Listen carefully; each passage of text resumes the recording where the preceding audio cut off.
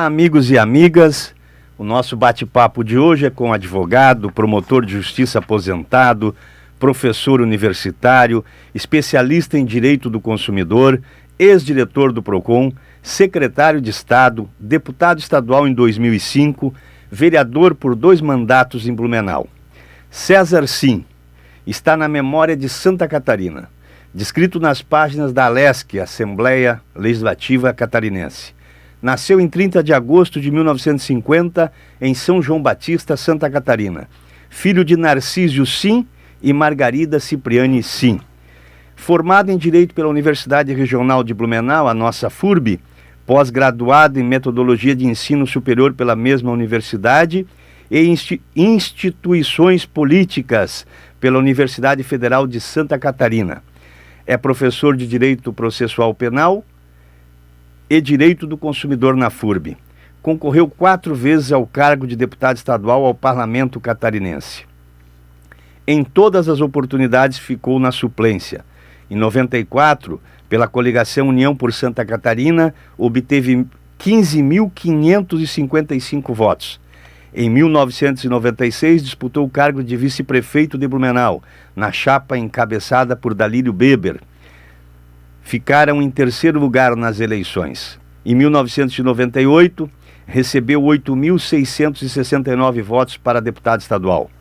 Em 2002, ressurgiu das cinzas e alcançou a votação de 18.629 votos, tendo ficado na primeira suplência, deixou de ser titular por menos de 400 votos. Mesmo assim, foi convocado em 2004 e assumiu uma cadeira na Assembleia Legislativa, onde chegou a ser relator do Orçamento do Estado. 2007 e 2011, alcançou 19.574 votos. Novamente, ficou em primeiro suplente.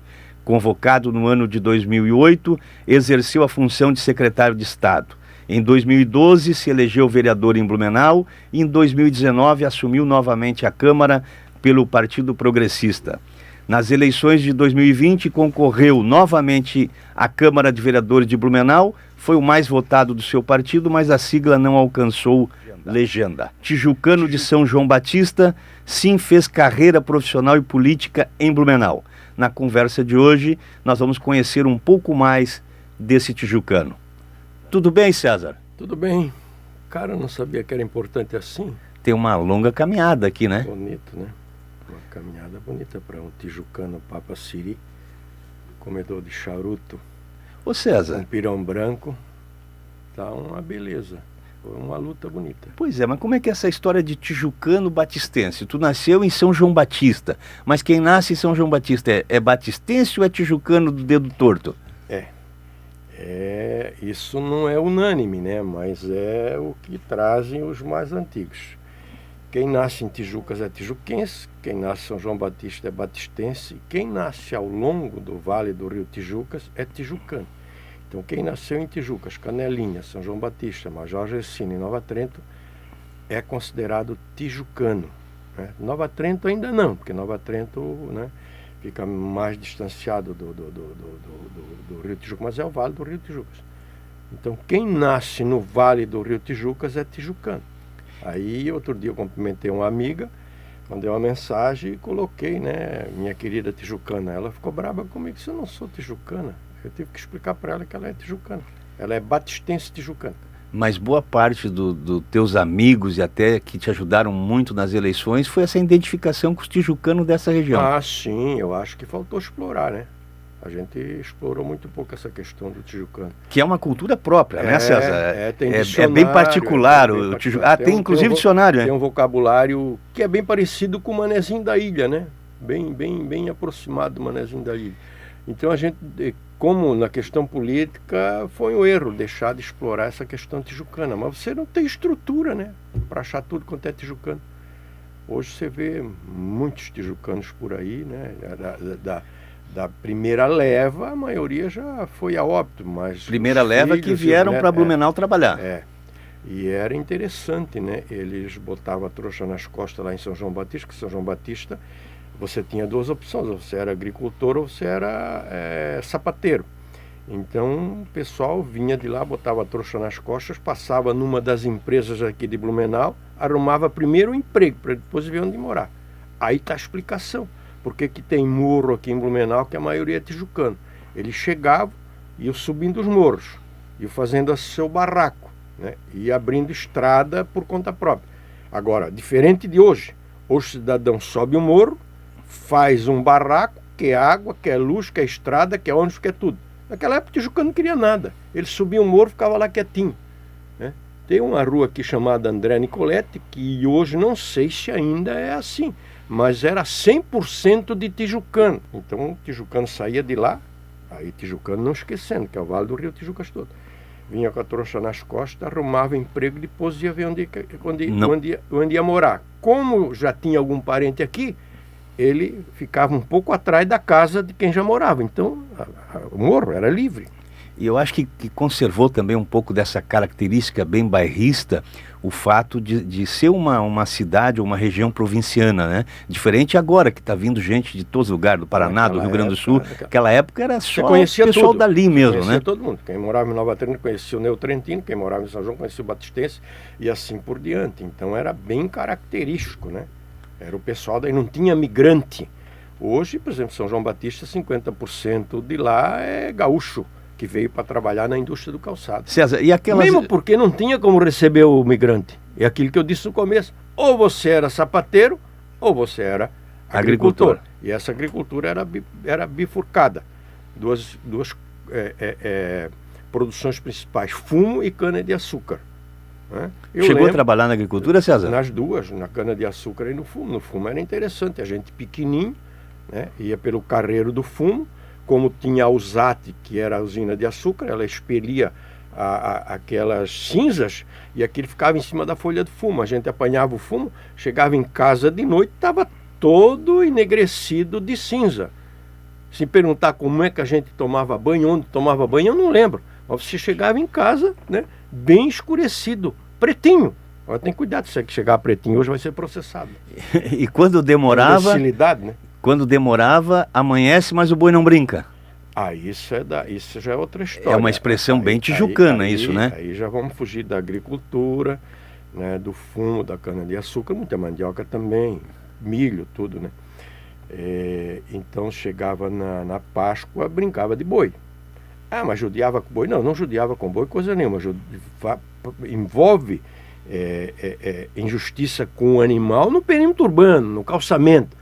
Lá era mato. Você escolhia um boi, botava em cima do caminhão, deixava bem estressado, depois soltava. Ele ia para o mato. E aí você ficava a noite toda procurando o boi e não achava o boi. Então não tinha sofrimento. Ninguém machucava o boi porque não tinha acesso ao boi, que era só mato. Agora, a crueldade é você soltar um boi no perímetro urbano, no calçamento. Aí é judiaria, que não acontece mais. Então a gente chegava cedo no caminhão que estava lá o boi para ser solto. E o cara que levava o boi com o caminhão, aquela coisa toda, precisava faturar. Então, atrás de tudo tem a questão econômica. O cara precisava faturar um pouco. Então, você já ajudava aqui, ajudava lá. E quando demorava, a gente começava a brincar, dizer, amanhece o boi não brinca. É uma expressão bem tijucana. Tem mais alguma expressão bem tijucana, assim, que tu lembra agora de memória, César? Bem particular de vocês. Tem umas coisas que eu admiro e que acho peculiar em São João Batista, também são o nome dos bairros, né? Carmelo, Tijipió, Arataca, Cardoso. Cada um com a sua característica. Por exemplo, Arataca, na minha época, era um lugar onde chegou de fora, era perigoso, não podia ir. Hoje está um local espetacular. Galera, que era de Canelinha também, então dava briga, alguém ia para a faca. E o teu bairro era qual, César? O meu era Rio do Braço, eu nasci no Rio do Braço. Rio do Braço. Rio do Braço. E estudei no Carmelo, né? Eu caminhava 7 quilômetros todo dia para chegar na minha escola. Aí é emocionante, né? Porque... 7 quilômetros? 7 quilômetros, né? A gente saía de casa com aquela bolsinha de tira, feita pela mamãe, apertadinha, botava o material dentro. E no inverno, eu nunca esqueço, que era uma vargem, né? Como é que a gente chama quando é cercada de morros por todos os lados? Uma vargem, né? E aí o sol começava a bater, a gente parava tudo em fila para apanhar um solzinho nos pés. Quer dizer, hoje você ia correr, mas correr como? Era lama, era tudo, era descalço, entende? Então era, no frio, geada. Geada, tudo. Então eu caminhava 7 quilômetros. Hoje a gente, né, vê crianças reclamarem que vão de cara, aquela coisa toda, tal. Eu pego meu filho que tem 8 anos, fica 2 quilômetros do colégio, eu levo de carro. Quer dizer, a gente é que é culpado. A gente não Então caminha Carmelo mais. Né? é o bairro que eu estudei, que eu fiz o primário. Outra coisa, lá chamava-se Escola Desdobrada de Carmelo. Uma professora para 5 turmas, primeiro, segundo, terceiro, quarto ano, de manhã e à tarde. Então por isso que era desdobrada, tinha aula de manhã e à tarde. Como é que elas faziam milagre, conseguiam ensinar? Tem gente que não conheceu isso. Hoje se reclama que às vezes falta professor, né? A época era um professor para a primeira série, segunda série, todos na mesma sala, né? Todo mundo aprendia. Né? César, e como que o menino lá de São João Batista, tijucano, pobre, que trabalhava na lavoura, conseguiu fazer direito e vir estudar em Blumenau? Como é que foi essa tua caminhada para chegar aqui em Blumenau, na FURB? Isso foi 80, 79? Não, 69 eu fiz vestibular. 69? 69, eu fiz vestibular com 19 anos. Eu nasci em 50, tenho 74 anos. Mas aquela época, a estrada Naquela entre época, São João e Blumenau não tinha nem asfalto. Você não tinha o direito de sonhar com a universidade. Você não tinha o direito de sonhar com a universidade, que era só Florianópolis. Você não tinha como concorrer. Então você não tinha o direito de sonhar com a universidade. Era só Florianópolis. E lá você tinha que ir lá para fazer cursinho, aquela coisa toda. Então, para mim, quando surgiu a FURB, foi uma loucura, né? Eu nunca esqueço. Eu tinha que tirar 4 no português. Caiu a redação. Brasil, país do futuro. Aí eu coloquei, não, Brasil para mim não é do futuro. Brasil é hoje, aqui, está presente, que eu posso fazer a minha faculdade. Então, era uma coisa assim absurda, né? Por isso que eu defendo faculdade tudo quanto é canto. Depois, quem é bom, sobrevive. Quem não é bom, perdeu tempo. Pois é, mas lá tu terminou o 2º grau e aí veio morar em Blumenau para estudar na FURB? Lá como é que era naquela época? Naquela época era o regional e depois o normal. Você tinha uma escola de regional. Primeiro eu fiz o fundamental de hoje no Carmelo, até o 4º ano. No 5º ano eu fui para o regional, que era o Colégio Estadual Patrício Teixeira Brasil, e depois fiz o curso normal, a escola era Isaura Veiga de Faria. Então aquilo para a gente era um sonho ser professor. Então você ia ser professor. Já estava habilitado a ser professor. Habilitado a ser professor, que se formasse no 2º grau de hoje. No 2º grau, então tinha isso tudo. Mas não tinha física, não tinha química, não tinha biologia, não tinha nada. Então para mim passar no vestibular foi uma glória, foi uma coisa espetacular. Por isso que a gente dizia que não dava para sonhar com o vestibular em Florianópolis, né? Mas para tudo tem a parte da sorte. Como é que eu passei no vestibular? Eu passei no vestibular porque o meu irmão, que era seminarista, lá em casa todo mundo foi seminarista, só eu que não, todo mundo foi. E o Celso, que é falecido, que foi prefeito de São João, né?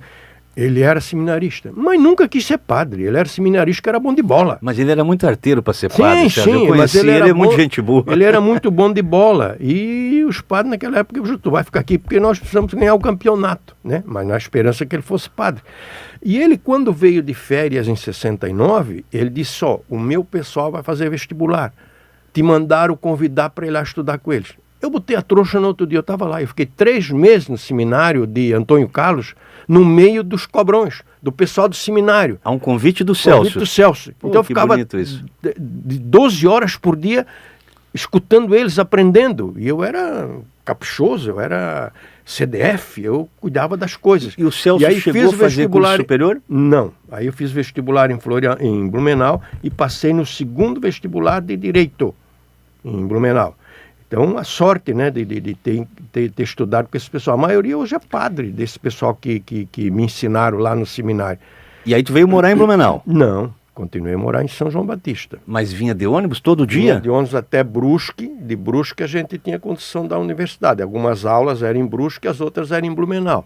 Né? E a de São João até a estrada Brusque, nem era asfaltada, né? Era, a gente chamava costela de vaca magra, que era areião, então ia furando quanto mais andava, mais o buraco afundava e mais o morrinho subia. Então aquilo quebrava o carro todo. E quantos estudantes de direito saíam naquela época de São João para estudar na FURB? Só eu. Então eu passei fome para estudar, passei necessidade, passei dificuldade, Mas eu agradeço a Deus porque eu fui o único daquela época de São João Batista que teve a sorte de passar fome, passar dificuldade para poder estudar. Mas ninguém conseguiu. Não tinha essa oportunidade não tinha. de passar essas dificuldades. Ou você era sapateiro ou você era agricultor. Você não tinha opção. Claro, uns e outros, né, passavam no vestibular em Florianópolis. Teve o Duarte, que é médico aqui, que está aposentado. Quando ele passou no vestibular em Florianópolis, na minha época, São João Batista parou. A cidade parou. Era um acontecimento. Isso era um acontecimento histórico. Né? Outro guri que era meu cunhado, o Joel Reiner, que é dono da rádio de Gaspar, quando ele passou no vestibular para engenharia, a cidade parou. E eu tive a chance de vir para Blumenau, só eu. Eu vinha sozinho de ônibus. E naquela época eu podia estudar no ônibus. Hoje eu não posso mais. Né? Então eu aproveitava para estudar no ônibus, que eu tinha que trabalhar. Então eu passei necessidade. César, aí tu conseguiu se formar na FURB? Eu vinha para a FURB, o pessoal saía do ônibus, ia para o cafezinho, que era um bloco só. Era um bloco só. Não tinha 2 blocos. Aí lá no fundo era lanchonete. O pessoal ia para a lanchonete e eu ia para a sala. Eles achavam que eu ia para a sala porque era CDF, que queria estudar. Eu ia porque não tinha um tostão para tomar um cafezinho. Né? E eu só ia me alimentar no outro dia em São João Batista. Né? Quando eu escutava o ronco do liquidificador, de uma vitamina, cara, aquilo... tem muita gente que tem histórias, né, que enfrentou dificuldade. Hoje as coisas estão um pouco mais fáceis. Mas eu repito, né? Que bom que eu consegui. Quantos colegas meus que queriam passar pela minha necessidade para poder estudar. E não tiveram nem essa oportunidade. Por isso que eu vou repetir, eu defendo que tenha faculdade em tudo quanto é esquina. Depois o mercado que selecione. Mercado que selecione.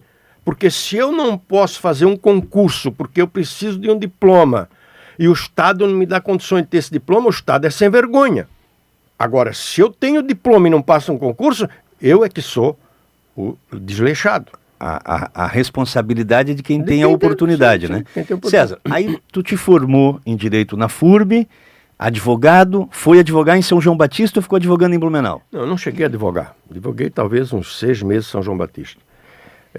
Deixa eu retornar. Então, eu passei no vestibular, né? Foi aquela questão de sorte.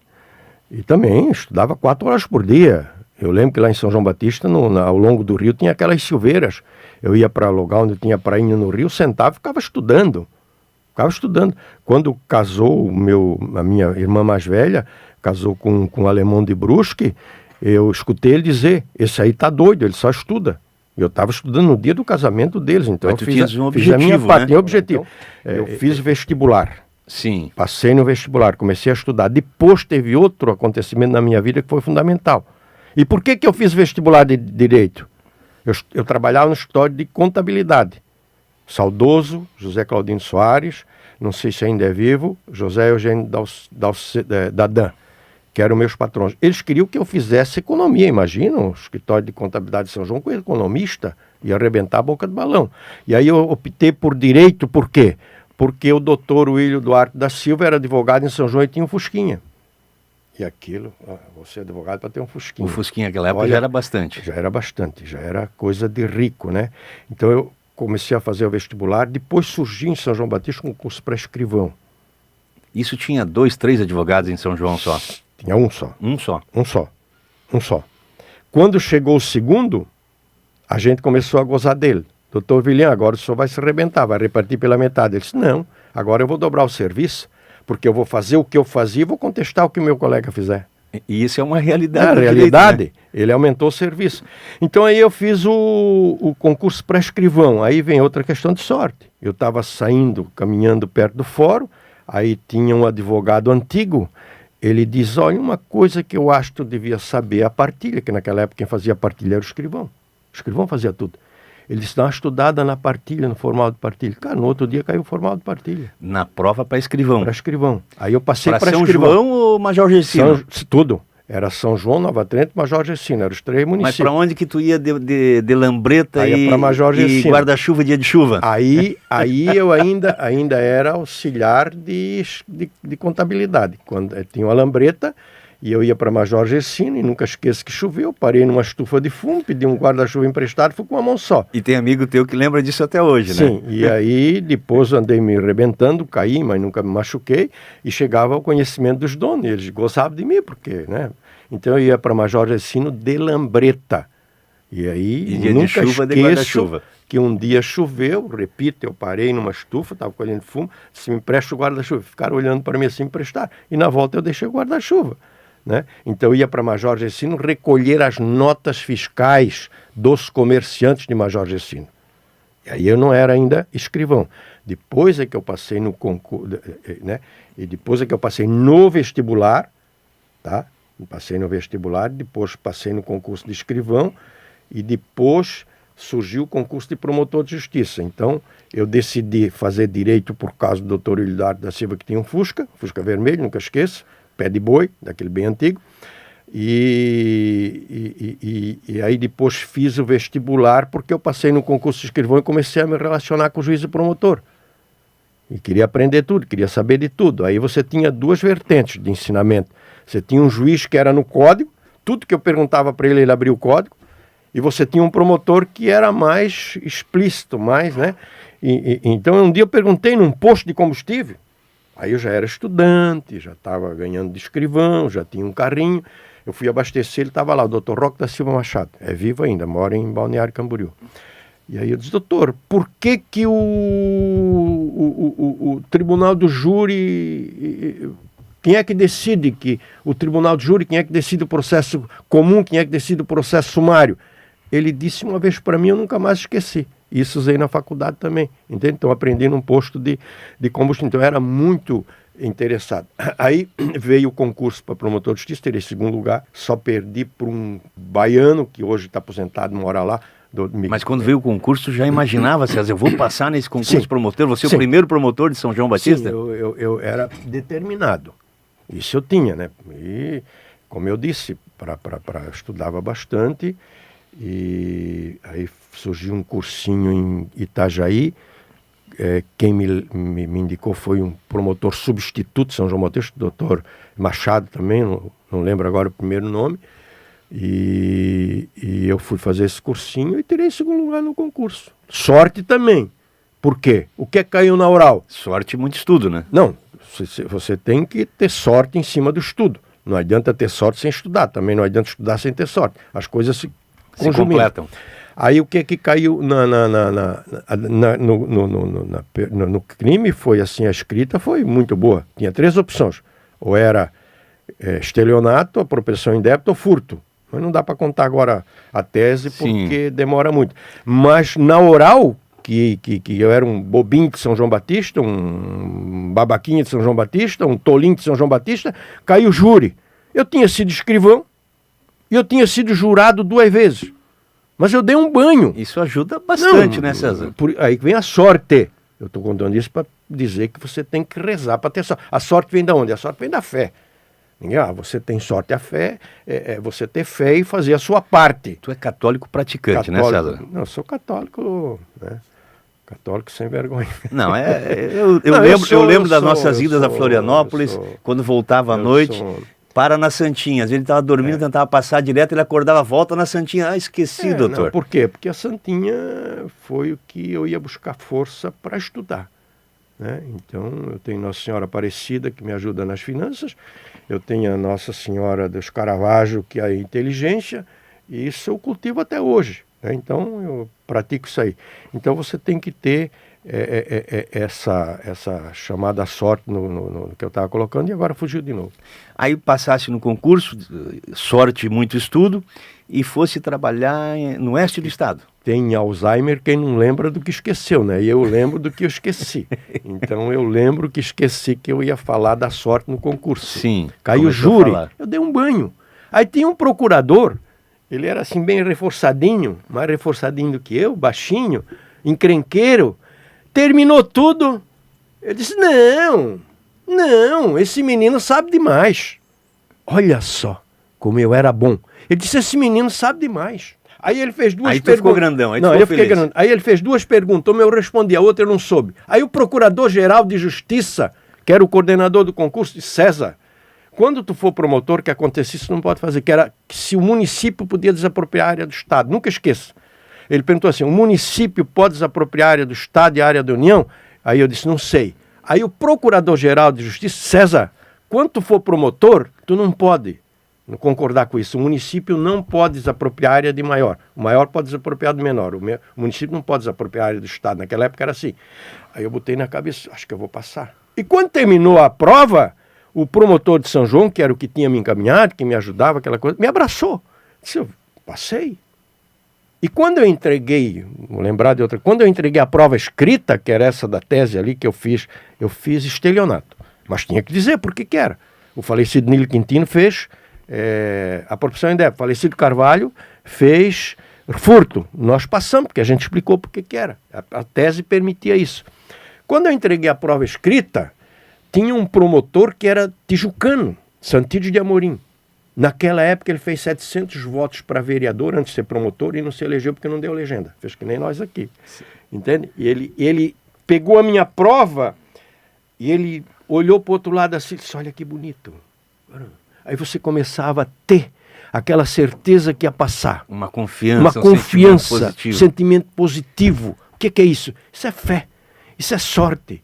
Isso é você estar sendo iluminado, você está sendo abençoado.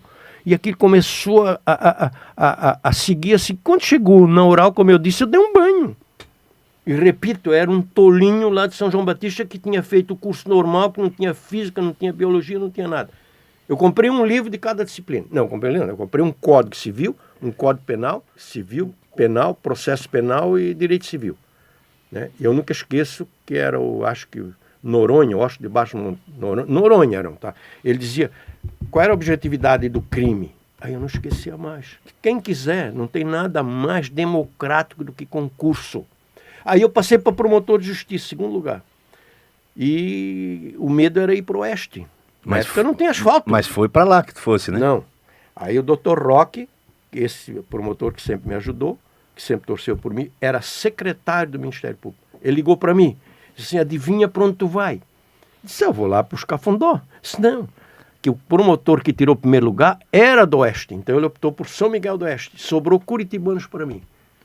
Eu assumi que Curitibano. É meio oeste. Não, era longe. Meio oeste, né? Mas era longe. Era longe. Você tinha... De Fusca, à época? Eu já tinha um Corcel na época. Já tinha evoluído. Estava poderoso. Aí estava poderoso. Eu saía daqui no domingo à noite, para não ter perigo de... Fiz muito júri, César? Fiz mais de 150 júri, né? Então, assumi como substituto em Xanxerê, em Curitibanos. Fiquei alguns meses, depois fui para Joinville como substituto, depois fui para Ponte Serrada como titular. De Ponte Serrada fiquei o tempo todo em Xanxerê designado, com três cartórios de 2 juízes. Teve uma história bonita lá, aí cidadão xanxerense e tudo, né? Fiz mais de 150 júris. E o júri é o cartão de visita do Ministério Público, é a externação do Ministério Público. Agora é fácil de fazer júri. Por quê? Você vai saber o muito sobre o pouco, você vai saber o muito sobre aquilo que está no processo. O que não está no processo não está no mundo. E eu era CDF, eu pegava o inquérito, eu denunciava, eu fazia um levantamento. O que é que eu tenho de fragilidade, o que é que tem de bom, eu vou precisar ouvir testemunho. Aí um dia teve júri, o escrivão disse, doutor, o senhor não quer o processo? Eu disse, não, o senhor está louco? O senhor não vai pegar o processo? Não, eu tenho tudo.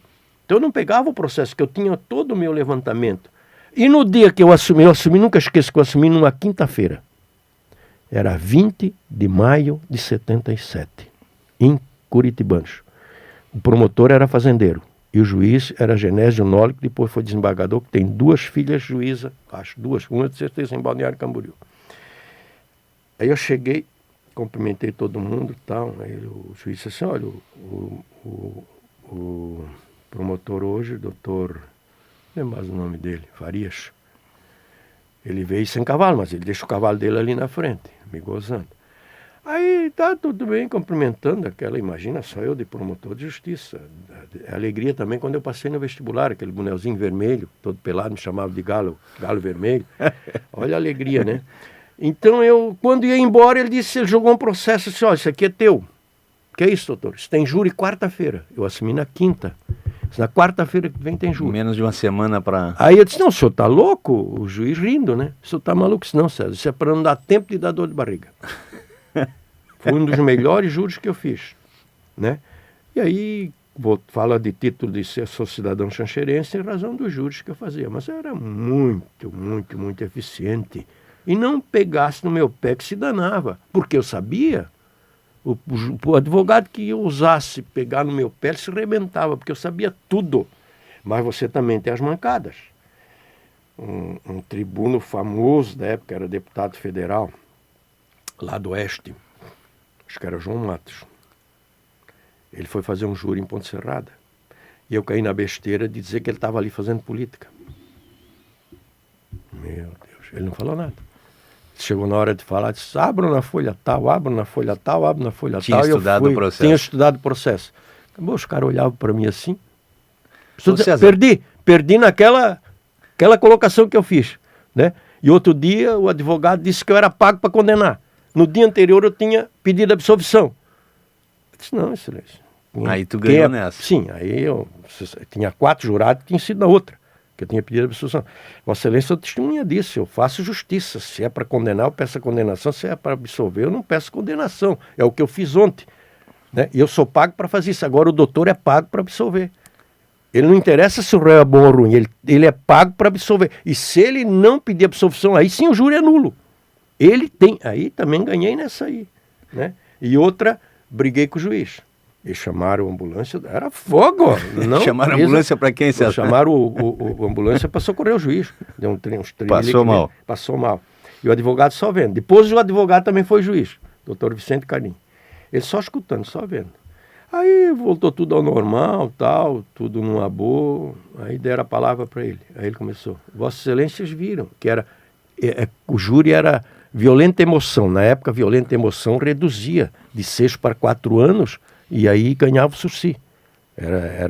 A vitória naquela época era violenta emoção, matar sob efeito da violenta emoção, né? E ele queria provar que o cliente dele tinha matado sob a violenta emoção. Pegava 4 anos só. Aí disse, Vossas Excelências viram, né? Juiz excelente, juiz estudou, promotor estudou, eles são estudados, eles são gente de sabedoria. Quase se bateram aqui, tiveram que chamar um médico. Agora imagine o meu réu que era analfabeto. O cara olhou para ele, chamou de feio e matou. Também perdi o júri ali. César, mas fiz 100 e pouco júri. Sensacional. Reza a lenda que uma vez um jovem promotor, numa audiência logo após o almoço, deu uma cochilada durante a audiência e chegou a hora de fazer as perguntas, e o juiz brincou com ele, doutor, alguma pergunta? E esse promotor tinha pergunta. Como é que acontece essa situação? É sensacional, né? Como você não pode fugir nunca da questão humana.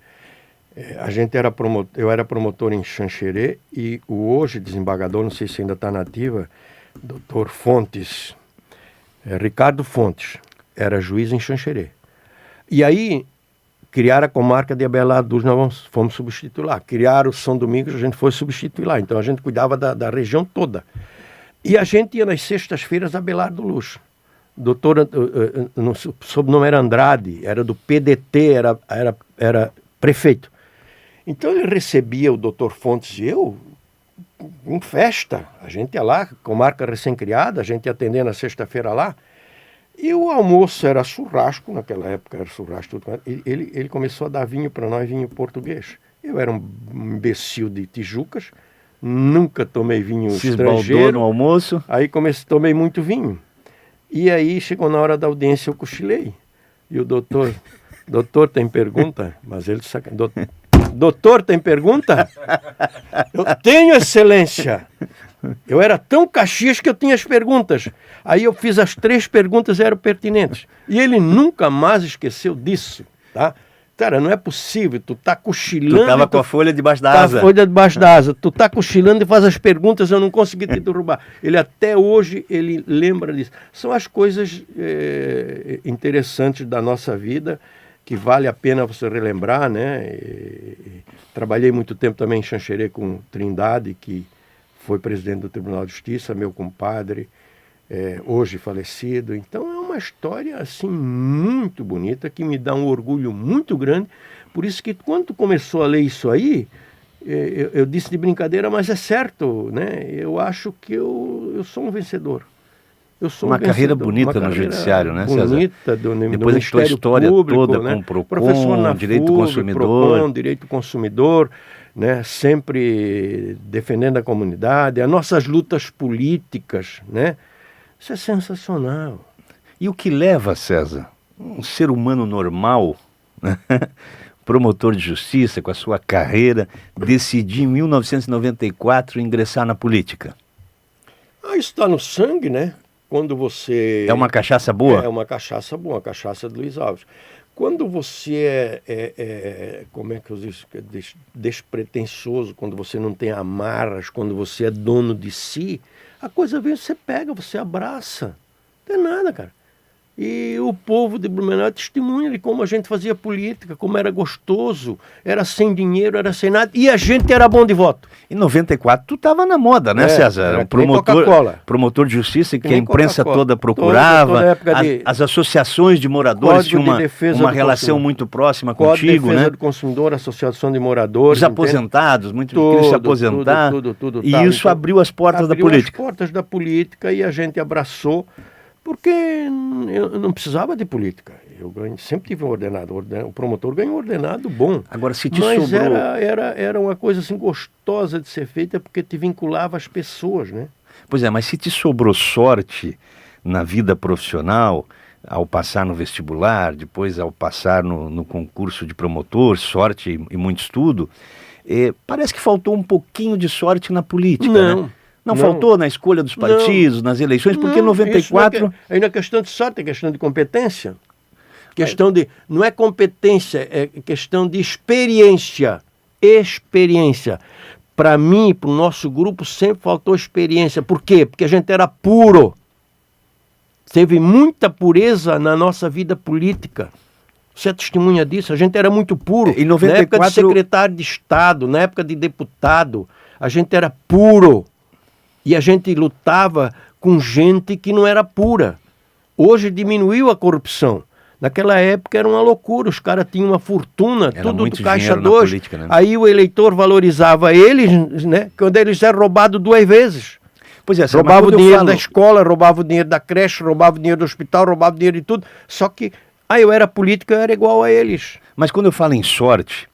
Em 94, por exemplo, você foi candidato a deputado estadual, estreou com 15 mil votos na época, Deus. O segundo mais votado em Blumenau. 94, e tu 15 conseguiu mil votos, fazer a mais de 50 hoje. Tu conseguiu fazer mais votos do que 8 deputados, pelo menos, que se elegeram pelos partidos de esquerda. Tu conseguiu fazer mais votos do que 8. O Décio fez 7, ficou deputado. O Décio fez 7? Fez 7 mil e foi deputado. E tu fez 15.555 e não conseguiu chegar. Faltou um pouquinho de sorte, né? Não. A época foi pelo PTB, mas concorreu com o PP também, não foi aliança. Não foi sorte, é experiência. Faltou experiência, sempre faltou experiência. E não teve oportunidade de assumir durante aquele período de 94, mesmo com aquela votação gigantesca, né? Não. Em 94 foi a tua primeira? Não assumi. Aí em 96... Por quê? Porque a gente estava na coligação de quem estava no governo. Sim. Entre eu e o primeiro deputado tinha 1.000 votos de diferença só. Mas entre eu e o primeiro deputado tinha 10. Então não tive a menor chance. Deu para entender? Eu fiz 1.000 votos a menos do que o último colocado. Só que entre ele e eu tinha 10. Tinha 10 suplentes na briga de 1.000 votos. E era tudo, fazia parte do governo. Usava a estrutura do governo, usava o dinheiro do governo. E naquela época eu fui candidato com o saudoso Roberto Zimmermann e a gente coligou com essa turma toda. O burro de carga nunca mais, cangalha também aí, não. Nessa hora faltou experiência. Se ele vai sozinho, o PTB tinha feito 2. Eu e o prefeito depois, de lá de Rio Negrinho, que foi deputado. Depois virou prefeito de Joinville. Não, ele não chegou, ele foi candidato a prefeito. Foi candidato a prefeito, candidato a governador, né? Mauro Mariani. Né? Ele perdeu para ti o Mauro Mariani na época, né? 100 né? votos a mais do que ele, mas a gente teria elegido 12. Então, nessa hora que faltou experiência. Porque o Roberto Zimmermann também sabia que sozinho ele não ia se eleger, ele tinha que estar numa coligação dessa, né? Então, foi uma votação expressiva. Depois, em 2013, é que eu assumi de deputado, de secretário. Mas aí vem 96. Tu estava no auge em 94. 96 foi... 2 anos depois tu aceita ser candidato a vice, muda de partido e sai numa candidatura que foi, do PTB, que foi rifada, né? Saí do PTB para ser vice do MDB. Ser vice do Dalírio Beber. Aí o MDB não votou em nós. O MDB votou no Décio. Castigo. De lá para cá o PMDB só caiu. E continua caindo. Em Blumenau, né? O PMDB era forte. Não tinha adversário para nós. O Dalírio era um cara bom, era secretário, o Renato estava com 83% de aceitação e o MDB não me aceitou. Né? A velha guarda, eles sabem quem é. De lá para cá, eles só... E eu não roguei praga. Não roguei praga. Mas foi uma derrota dolorida, né, César? No início da caminhada. Eu era vice, né? Quem foi dolorida pro Dalírio, que era um cara bom, cara que teria revolucionado Blumenau, né? Depois chegou a ser senador, mas o eleitor de Blumenau tem essas coisas. E outra, eles não votam em vice. Vice é a estrutura, né? Quando você representa um partido forte. Agora, que nem eu, que não tinha partido forte, ter recém-entrado no PMDB, o PMDB daquela época não me aceitou. Aí resolveu votar no Décio. Repito, de lá para cá, eles só estão regredindo. Mas daí veio a eleição de 98 e novamente aí um tombo de 15.555 votos para 8.669. Numa coligação com o PT também, que já estava ruim. Em 98 a gente foi ruim. Foi um tombo, né? Foi um tombo porque tinha mudado de partido de novo. Entende? Aí faltou a experiência, não ficar no partido. E aí o partido estava coligado com o PT, a época o PT estava em desgaste em Blumenau também, né? Sim. Depois em 2012 é que a gente... Aí veio uma espécie de redenção em 2002. 18.629 votos. Por 300 votos para o cara. Fosse o mais votado do partido e aí perdeu por 300 votos para o deputado de Lages na coligação. Só me ganhou, depois não fez mais nada. Nunca mais participou. Nunca mais, não se reelegeu participou, deputado. Mas não se reelegeu, né? Não se ganhou a eleição para Lages, aquela história toda. Então tem esse lado ruim, entende? Mas faz parte. Né? 2007 foi para 19.574, novamente primeiro suplente, e em 2008 secretário de Estado. Agora deixa, sem dinheiro, sem estrutura, sem nada. Quem ajudou nós sabe, quem for ouvir nós vai saber quem ajudou, vai ter orgulho disso. De 98 para cá eu participei de todas. A gente fez quase 20 mil votos. Hoje quem faz 20 mil votos em Blumenau é candidatíssimo a prefeito. É verdade. É forte candidato. Por isso que eu disse e repito, nosso grupo era bom de voto. E sem dinheiro, não tem empresário nenhum que pode levantar o dedo e dizer, vocês levaram o meu dinheiro do Caixa 2. Não. A gente não pedia e não aceitava. Então, o nosso grupo era bom de voto. E essa de 2007, né, César? O Ciro Rosa gastou uma fortuna para eleger o Dagomar, o candidato dele de Brusque, deputado estadual, né? Tu acabou perdendo pro Dagomar, né? Pro Dagomar. E depois, o Luiz Henrique queria me levar para deputado, aí a engenharia política era levar o Ciro Rosa para secretário, aí o Dagomar assumia e eu assumia de deputado. Aí as coisas. Mas chegou a assumir um ano como deputado em 2004, mas não foi nessa aí, foi em 2003, na coligação com o PTB. Eu não fui o mais votado, eu fui suplente do PTB, né? Que onde o Godinho ficou era PTB. Sim. E o Narciso Parisotto era PTB. O PTB com o PDT fez 2. Então eu fiquei de primeiro suplente. Aí o Godinho aceitou ser secretário de Estado e eu assumi de deputado. Mas ali era o PTB com o PDT junto. Depois, em 2005, aí assumisse uma Secretaria de Estado. Sim, Secretaria de Estado. Foi boa a experiência ou não, César? Tudo é bom. Tudo é bom. Mas claro que foi bom a experiência, você ser secretário, você poder, naquela época, como é que era digital, como é que a gente dizia? Inclusão digital. A gente ensinava o pessoal a datilografia, essas coisas todas, escola de datilografia no estado todo. Cursos de formação profissional por todo o estado, né? Sensacional. Hoje isso não tem mais razão. Secretaria de Desenvolvimento Social, Trabalho e Renda, né, César? Então naquela época era sensacional, uma coisa maravilhosa. E em 2012, desce um passo atrás e 2 à frente, porque se elegesse vereador em Blumenau pelo PP. Foi uma alegria também, uma vitória, né? Ser vereador da sua cidade. Não, para quem faz política porque gosta, não interessa se é deputado, se é vereador, faz porque gosta.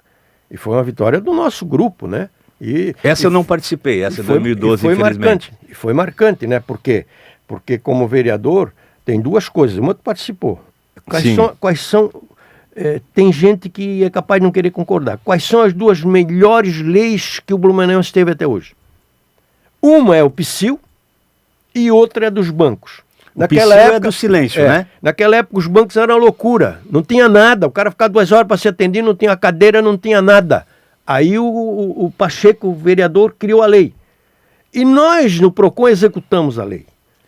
pessoal Então, chegava a ficar 3 horas não, em fila de banco, né? César? hoje, Aquilo era um hoje o absurdo, cidadão né? senta, tem cadeira, tem banheiro, tem porta giratória, isso tudo Bebedouro, tem tudo, né? Tudo dessa época Nós aqui. executamos, nós não fizemos ali, nós executamos no PROCON essa lei. Eu tenho uma mágoa dos sindicatos bancários. Nós fizemos isso tudo, os sindicatos bancários nunca procurou nós para dizer, vocês estão certos. Nunca foi não lá. teve parceria, não né? teve parceria. Nós carregamos eles nas costas. Eu lembro quando Porque notificasse os primeiros bancos, se dependesse deles não ia acontecer nada. o Banco do Brasil trouxe gerente de Brasília, Nada. superintendente, A gente era forte. Caixa PROCON, Econômica. hoje o pessoal- PROCON ainda é forte, hoje o caminho fecha banco, faz o diabo, mas naquela época não tinha nada. Nós começamos então ali, foi a lei dos bancos, nós executamos. Nosso grupo estava no PROCON, nós executamos. E quando o vereador foi feita a lei do PSIL. Então, pode trazer. Quero ver quais são as leis em Blumenau que tem mais abrangência, que mais ajudaram o povo. Tem aquela lei que ela é direcionada, que ela é para um determinado segmento. Por exemplo, quem mora no lugar onde tem ponto de ônibus, a lei que permite que salte na frente da casa é a melhor lei do mundo para ela, né? Mas de amplitude, de grandeza, as duas... Então, esse orgulho eu tenho.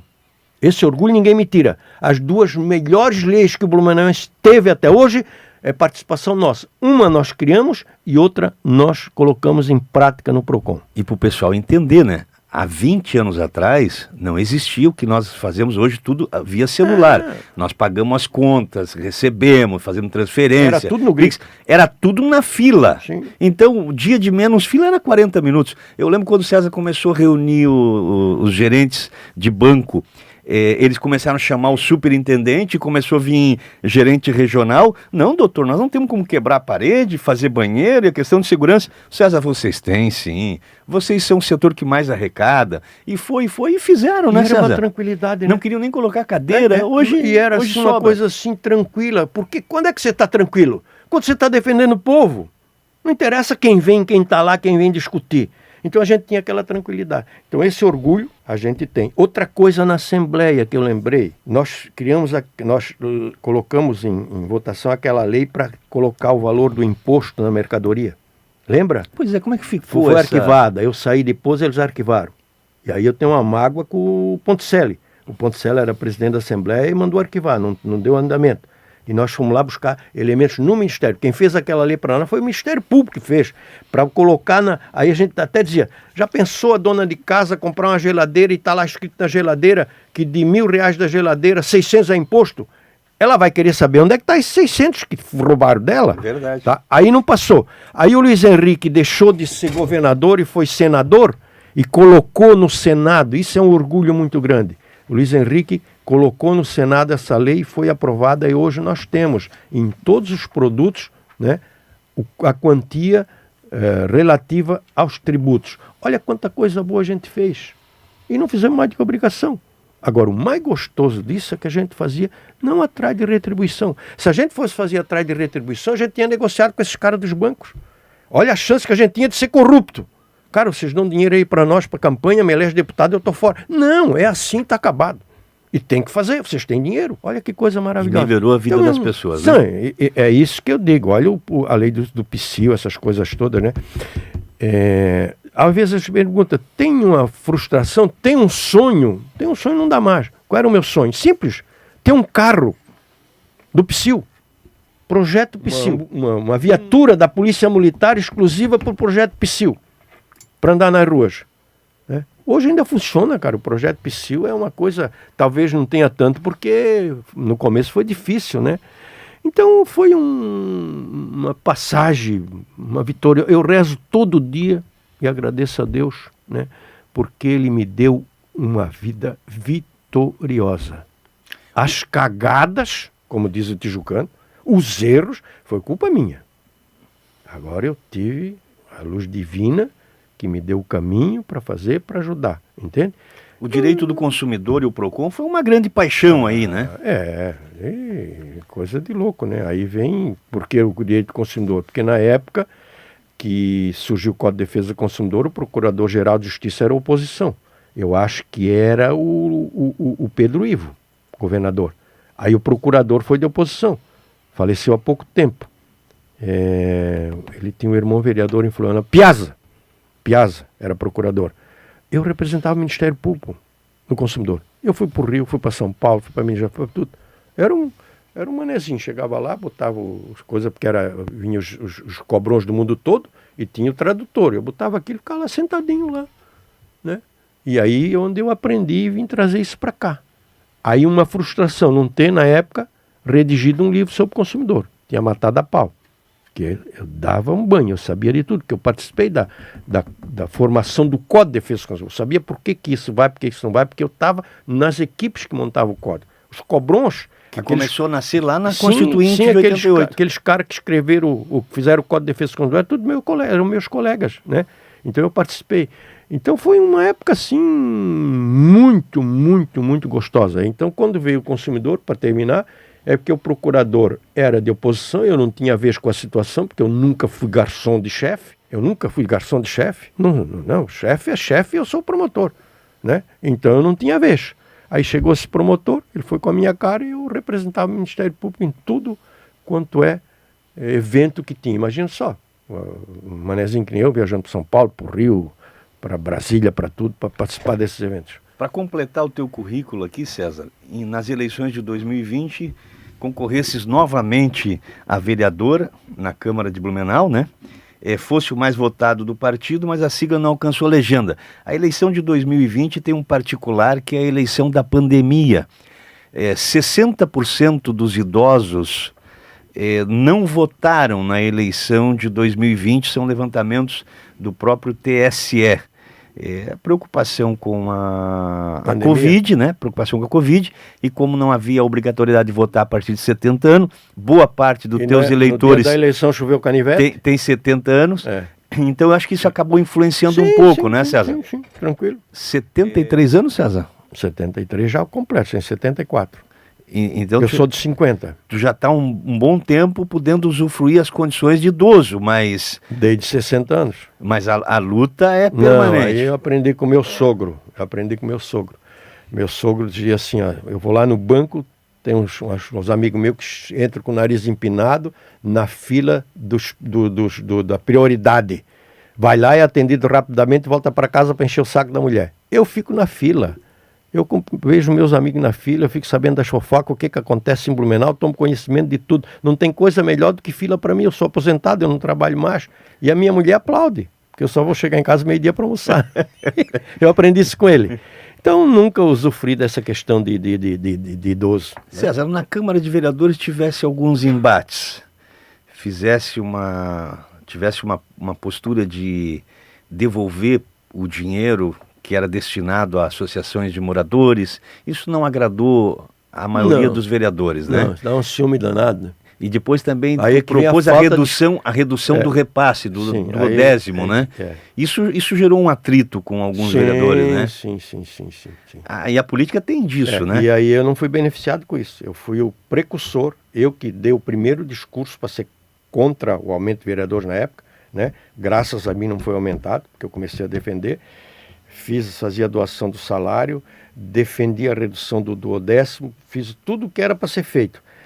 Isso não influencia no eleitor, né? Talvez ele nem fica sabendo. E na Câmara gera um certo mal-estar, né? Sim, é uma ciumeira danada, né? Nós arrumamos uma opção de inimigos. Tu trabalhava comigo, tu sabe como é que é.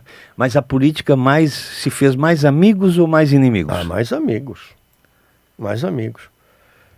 Nós estamos aqui no estúdio, talvez quem está nos vendo não vai ver, mas aqui tem 4, 5 pessoas, todas elas meus amigos, razão da política, começar por ti. Pois é, isso é maravilhoso. Como a gente conhece pessoas que nos tratam tão bem na política, né? Que são tão amáveis, carinhosas, que você cria vínculo de amizade para a vida toda, né?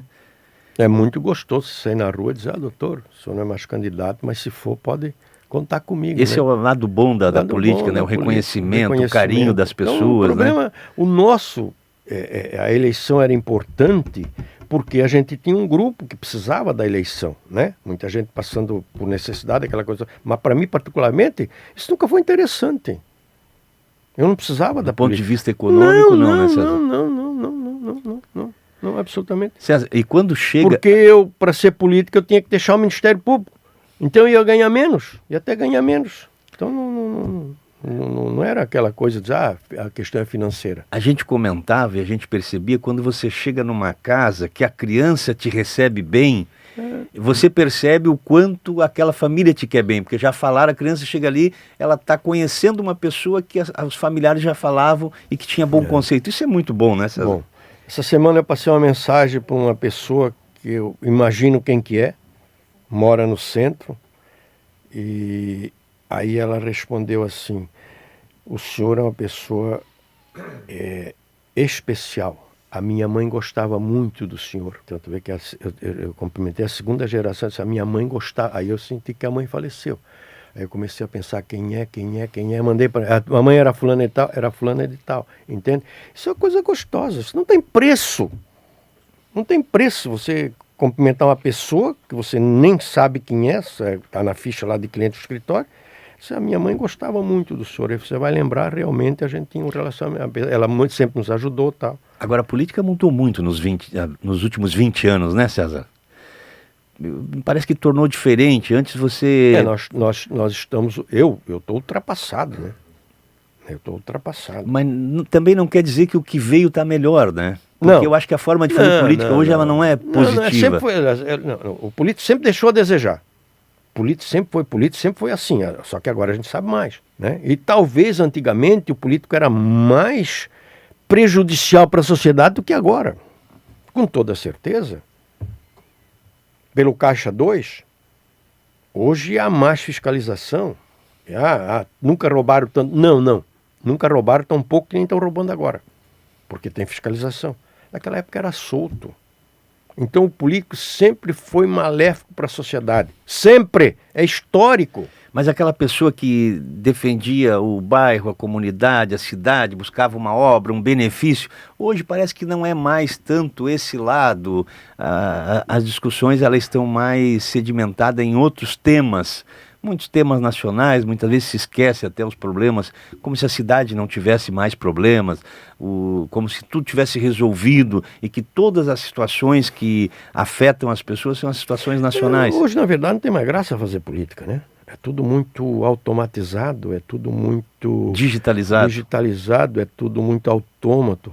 Naquela época, o político, para ser político, ele tinha que ser bom de conversa, de discussão, de convencimento. Onde é que você conhecia o político? No comício. Olha que coisa maravilhosa. Você conheceu o político no comício. E muitos que tinham uma folha de serviço prestado. Não, mas isso tudo eu se voto soma. no César porque o César era um bom promotor. Eu conhecia a personalidade dele, o que ele faz, o que ele quer. Um cara com essa postura ali na Câmara ou na Assembleia. Hoje mudou um pouco. Como é que ele sabia disso? Ele sabia por poucos meios de comunicação. Hoje você está uma loucura. Então não tem mais graça ser político. Não tem. O cara arrebenta de voto, mas não tem estrutura, não tem trabalho, nunca fez nada. E às vezes ganhou em cima de um momento. Pode ser um mandato só também, né? Deputado ou senador ou tal, de um mandato só. Alguns ainda conseguem dar a volta por cima. Naquela época era uma carreira, era um caminho. Não caía do céu, hoje cai do céu. Hoje cai do céu. Talvez por isso eles não valorizem aquilo que recebem. Talvez lá no fundo seja a inveja que a gente tem desses caras. Mas tem cara que não tem folha de serviço nenhuma. Nenhuma, absolutamente nenhuma. Essas meninas que rebentaram de voto para sair de Blumenau, o que elas fizeram por Santa Catarina? Rebentaram de voto em Blumenau, inclusive. Em Blumenau, por exemplo. O que elas fizeram? Aqui. Você não sabia onde é que era Blumenau. Então a coisa está muito automatizada, está muito abstrata. Na nossa época a política era mais gostosa, era mais sensível, dava gosto fazer, entende? Cara, aquela campanha que o Roberto Zimmer foi candidato a deputado federal, que eu fui para estadual, era tudo organizadinho, tudo bonitinho. Visitava os bairros, as comunidades, se reunia com as associações. Tem um caminhão de som, Tinha que ter liderança pedindo voto. Sim, era valorizado. Hoje é o computador, né? Ô César, mas falando em liderança e computador, aquelas ligaçõezinhas de parabéns pelo aniversário, tu é religioso nisso, né? Sim. Umas 10 por dia. Todos os dias? Hoje tu não liga mais, hoje é mensagem. Hoje, quem não tem celular, tá que nem eu, mas eu tenho. E tem gente que tem celular, mas não tem o WhatsApp. Mas tu liga ou manda mensagem? Quando tem WhatsApp, manda mensagem. Mas para descobrir sem WhatsApp não, eu perco um tempão. Tem que fazer uma ligação. Tu vai na tua listinha lá e tu tem os nomes dos teus amigos. amigos. Tem o telefone, aquela coisa. Hoje, por exemplo, 2 pessoas que eu liguei é telefone fixo, coisa mais querida. E aí tu vai de certeza que aquele tem o telefone fixo, é meu fã. Isso faz É o meu fã diferença, porque ele é né? igual a mim. Ele é conservador que nem eu. Conservador no bom sentido. É atrasado que nem eu. Eu tenho um tio que votou a vida toda no Luiz Henrique, porque ele recebia no dia do aniversário dele um cartãozinho da Câmara de Deputados, parabenizando ele pelo Quantas aniversário. pessoas a gente encontrava na rua que votava no Venzon, porque o Venzon mandava. Então eu mando mensagem. O Venzon, além de mandar cartão, os clientes, ainda fazia vasectomia. Os clientes do escritório que eu tenho o telefone celular, eu mando mensagem. E lá tem uns, né? Cliente, não cliente, amigo, aquela coisa toda. Tem muita gente que não é cliente. César, o nosso bate-papo hoje iniciou, né? E estamos encerrando pelo tempo. Nós vamos te convidar para agora, em outras oportunidades e outros programas, tratarmos de assuntos mais específicos, né? Vamos falar sobre a regularização fundiária em Blumenau, falar sobre direito do consumidor, falar sobre os golpes que são aplicados, vamos falar sobre a administração pública, dar opinião, o que a gente pensa, o que está certo, está errado. Enfim, hoje é o primeiro passo aí, o primeiro tempo desse programa, e nós queremos agradecer a tua presença. Eu acho que muitos amigos nossos vão gostar de ouvir o programa, até de forma saudosista, relembrando aí os últimos 25 anos, pelo menos, né, das lutas que foram marcadas em Blumenau, da participação política, de coisas boas que se fez pela cidade, né, e de amigos que se deixou em cada rua de Blumenau. Então acho que hoje esse programa vai ser um encontro de amigos. Com certeza, e quem vai gostar do programa é o tijucano, com toda certeza. E o que não falta em Tijucano Blumenau, né? que não gostar dessa nossa conversa é falsificado. E como é que se testa um tijucano, César? Que? Dedinho torto da gaiola. Dedinho torto da gaiola. Naquela época era uma ritualística. Acordava, né? Tomava café e ia cuidar dos passarinhos. Era 2 horas para cuidar. Tinha que limpar a gaiola, aquela coisa toda, e aí carregava a gaiola aqui. E no final de semana a gente ia para as praças, para disputa de cantoria de passarinho. Quem tinha curió era os caras mais ricos, mas nós tinha espiguinha, né? Aí você criava a espiguinha de filhote, ela cantava na palma da mão, tirava... O que cantava na palma da mão era mais valorizada. Você tirava ela de filhote e ia criando, né? Aí você botava perto de uma que sabia cantar bonito, para ela aprender a cantar bonito. Era uma coisa sensacional. A faquinha na cinta não era para brigar, era só para garantir o respeito. É que nem o gaúcho. O gaúcho tem revólver, não é para brigar. Assim era o tijucano, tinha faca, não era para brigar. Se quiser vir, mas vem, né? Se quiser vir, que nem dizia o Teixeirinha, se pisar no meu pala, né? O cara não podia errar, você podia achar que era um pente, né, César? Lá tem um bairro lá antigamente todo mundo carregava um pentinho no bolso, hoje não existe mais, né? Lá tem um bairro que não era de São João de Canelinha, chamado Galera, lá. O cara da faca era mais rápido porque tinha revólver. O da faca era mais rápido que o do revólver. Então o revólver não era arma lá, a arma era peixeira. E se o cara esquecesse a faca, ele mostrava o pente escondido debaixo da camisa. Vou contar essa do pente, porque se der, bota, se não der, depois deixamos para outra vez. Tinha um moreninho lá em São João Batista, chamado Moreninho. A gente chamava meu neguinho, aquela coisa. Mas hoje é processado, né? Uma imbecilidade danada. O nome dele era o PP, bom de bola. Lá em São João Batista teve uma meia dúzia na minha época que hoje podia ser craque de seleção se treinasse. E o PP era bom de bola, mas o PP era da segunda geração. Ele era mais novo do que eu. Eu fazia parte da primeira geração que teve o Infantil do Zate. Eu era figurinha carimbada, tem que comprar um livrinho daquele. Quem me tirasse ganhava uma bicicleta, eu lembro bem. Eu era lateral direito e eu não era bom, mas eu grudava no ponteiro esquerdo. Figurinha prata. Eu não deixava jogar. Eu grudava no ponteiro esquerdo e o ponteiro esquerdo não jogava comigo. Então, o PP era bom de bola. E aí, lá era assim, tu ia em Tijuca, tu apanhava. Tu não reagia. Quando eles vinham em São João, eles apanhavam, eles não reagiam. A gente em Nova Trento namorar, tudo bem, numa boa. Quando vinha embora, apanhava. Eles ficavam em cima das pontes assim, pendurados, e pulavam na frente, que nem aqueles ninja. E a gente apanhava numa boa. Não tinha disso. Não tinha faca, não tinha revólver, não tinha nada. Só apanhava, né? Levávamos tabefe. Quando eles vinham em São João, eles apanhavam também. E um dia, no final da tarde, escurecendo, tinha um tijuquense em São João. E nós fomos para cima dele. Perdido lá. Perdido, vai apanhar. E ele estava armado, ele tinha uma navalha. Naquela época a navalha era uma arma boa porque ela dobrava e botava no bolso. E o tijuquense tinha uma navalha e puxou a navalha. E nós rodeando ele. E o Pepe, que era o pretinho, a gente começou, vai Pepe que é pente, vai Pepe que é pente, parecia ser um pente. Vocês achavam que era pente, era navalha? Não, era pente. E o Pepe foi para cima dele. O Pepe hoje ainda tá lanhado ainda, ficou todo lanhado. Então vai Pepe que é pente. E a dor no coração, o peso na consciência da gente, que a gente falou, vai Pepe na farra, vai Pepe que é pente, vai Pepe que é pente, né? E o Pepe ia dar um estabefo nele, que ele não ia reagir, que porque ele ia apanhar. o pente era comum, todo mundo usava. Todo mundo usava pente. A gente, o pente era... Não tinha gel naquela época, né? Não tinha. Então, vai Pepe que é pente, mas na farra, vai Pepe que é pente, mas na certeza que era pente, estava meio escuro. Ele lanhou o Pepe todo, coitadinho do Pepe. Meu Deus, até hoje a gente tem o sentimento disso aí. Com essa nós vamos encerrar aqui então, né, César? Vai Pepe que é pente. Meus amigos, vai que é pente. Até a próxima. Descomplicando assuntos pertinentes do seu dia a dia, entrevistas, debates e muito mais. Bate-papo leve e descontraído. Vai Vendo o podcast com Roberto da Luz.